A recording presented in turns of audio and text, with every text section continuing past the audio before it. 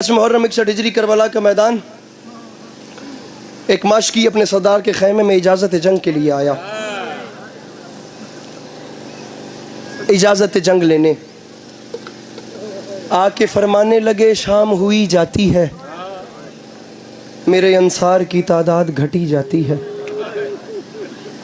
ہمت فوج شقی اور بڑھی جاتی ہے، اب میرے ضبط کی زنجیر کھلی جاتی ہے، کتنی حسرت سے حیا دیکھ رہی ہے مجھ کو، سر زینب کی ردا دیکھ رہی ہے۔ ظہیر، سر زینب کی ردا، سر زینب کی ردا، کتنی حسرت سے حیا دیکھ رہی ہے مجھ کو۔ عباس اجازت جنگ کے لیے آئے ہیں، سر زینب کی ردا دیکھ رہی ہے مجھ کو، مولا مجھے میدان جانے دیں۔ حسین کا جواب سنو، ایک روایت پڑھوں گا، یا علی مدد۔ حسین رو کے فرماتے ہیں غازی، دل کے آئینے میں شیشے کی طرح ہوتا ہے، رخ پر نور پہ دیدے کی طرح ہوتا ہے، قلب پاکیزہ کے ٹکڑے کی طرح ہوتا ہے، عباس بھائی چھوٹا ہو تو بیٹے کی طرح ہوتا ہے۔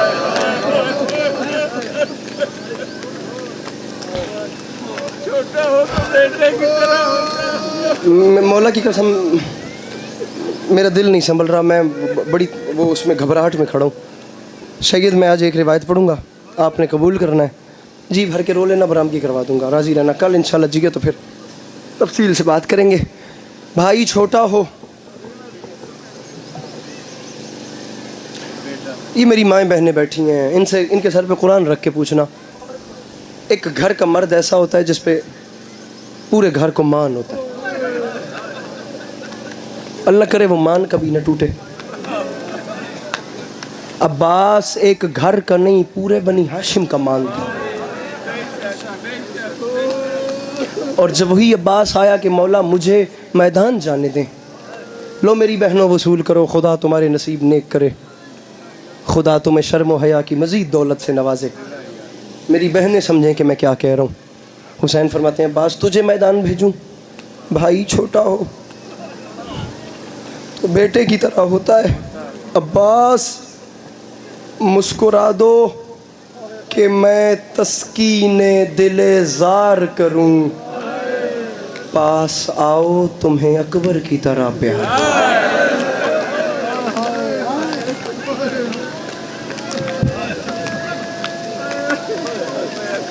کوئی نوکری پسند آ رہی ہے یا نہیں آ رہی میرے بھراؤں؟ میرے والد بزرگوار قوم مقدس میں درس خارج تک آل محمد کی نوکری کرتے رہے ہیں، میں نے آج تک نہیں کہا کہ میں ایک مولانا کا بیٹا ہوں، میں اتنا کہتا ہوں کہ میرے بابا در اہل بیت کے خادم ہیں۔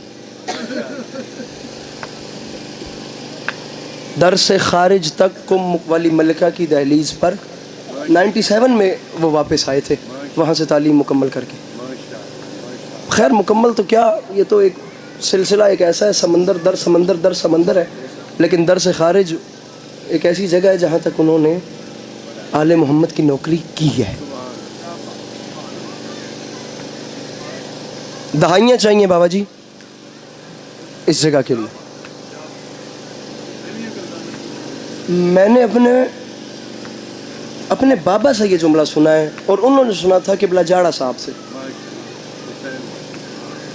جاڑا صاحب قبلہ نے مجلس پڑھتے ہوئے فرمایا تھا کہ ہر شہید کی شہادت کا ایک گہرا اثر ہوا ہے، لیکن عباس واحد شہید ہے جس کی شہادت کے 4 بڑے اثرات ہیں۔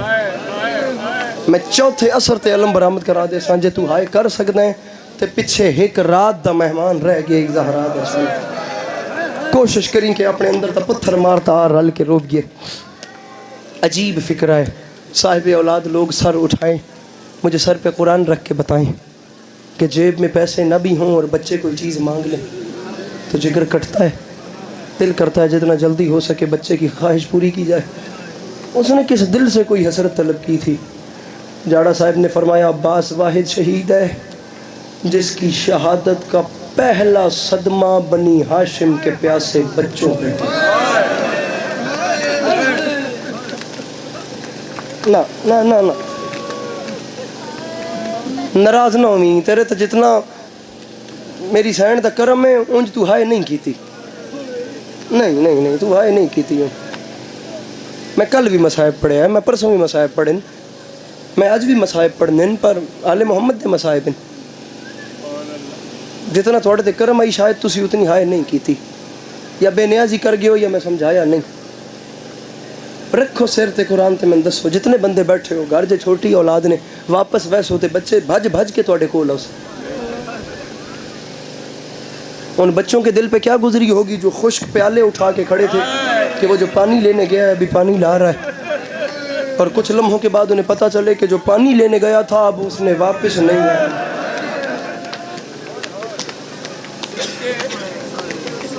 دا محرم سر تے ہے، میں ہر گل کھول کے سمجھا سا کتنا وقت لگ سی. تسی آپ چا سمجھ کے ہائے کرو، ہر گل اس قیامت باندھے میں آپ وضاحت کرا تے وقت کے فائدہ بے. سمجھو میں کیا یاد پہ بچوں کے ہاتھوں سے خشک جام زمین پہ گر پتہ چلا کہ اپنا مشکی مار دیا گیا. لو ابھی تک جنہوں نے بے نیازی کی ہے سر اٹھائیں، میں دوسرا موقع دیتا ہوں جملے پہ ہائے کریں. مجلس قیامت بن گئی. جاڑا صاحب نے فرمایا عباس کی شہادت کا پہلا اثر بنی ہاشم کے بچوں پہ ہوا، عباس کی شہادت کا دوسرا اثر اس حسین پہ ہوا جس کی کمر ٹوٹ گئی. یہ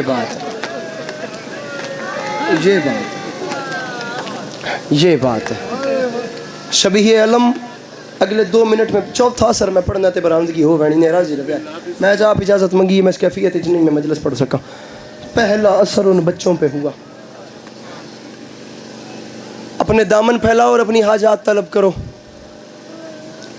آیت اللہ خوئی کے فکرے ہیں. وہ فرمایا کرتے تھے کہ اپنی کوئی بھی حسرت پوری نہ ہو رہی ہو تو اس ذات کو عباس کا واسطہ دینا. پڑھوں جملہ اگر ہائے کرو تو عباس کا واسطہ بھی اس لیے دینا کیونکہ عباس کی اپنی کوئی حسرت پوری نہیں.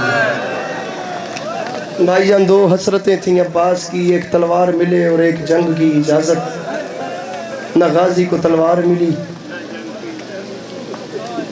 ایک حسرت تھی جنگ کی اجازت ملے، دوسری حسرت تھی سکینہ تک پانی پہنچے. حیات صاحب نہ پانی پہنچا نہ اجازت جنگ ملی. مقدمین فرمایا کرتے تھے حسین نے بس اتنا کہا عباس جا کے مشک پانی سے بھر دے. لانے کا کہا ہوتا تو قیامت آ جاتی، پانی آ کے رہتا. مشک بھائے ہائے ہائے او میں بھیڑاں دے برقے قربان کراں اس غربت دے اتے. تاریخ کہتی ہے مشک بھر کے جب واپس پلٹا ایک بازو کٹا دوسرا بازو کٹا. اب یہاں سے سکینہ نے کہا اماں فضا مجھے غازی نظر نہیں آ رہا. تو اب حبش کی ملکہ نے اپنی ہتھیلیوں پہ سکینہ کو بلند کیا. لے میرے بھائیو پتہ نہیں تم لوگ کیوں پتھر بن کے بیٹھے ہو یار. اپنے رونے والا چہرہ بھی بنا لیا تو آنسو گر جائے گا، ورنہ ہائے تو کر سکتے ہو. اتنے جوان بیٹھے ہو یار. تم جوانی امام حسین کے نام کرو. ہائے مانگ رہا ہوں ہائے. قیامت نہ ہوتی میں یہ ڈیمانڈ بھی نہ کرتا، ہائے تو کر سکتے ہو. مقدمین فرمایا کرتے تھے یہاں سے سکینہ بلند ہوئی، وہاں سے عباس بلند ہوا. دور سے سکینہ نے غازی کو دیکھا، دور سے غازی نے سکینہ کو دیکھا. بابا جی دور سے یہ چچا اور بھتیجی کی آخری ملاقات تھی. اس کے بعد سکینہ اور غازی مل ہی نہیں سکے.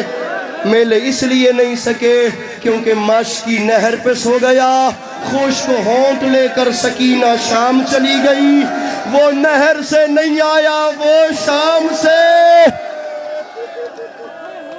ماتم ماتم ماتم ماتم. وہ نہر سے واپس نہیں آیا. یار پتہ نہیں تو نے کیا سنا ہے. وہ نہر سے واپس نہیں آیا. وہ شام میرا غازی جلالیوں والا بادشاہ ہے.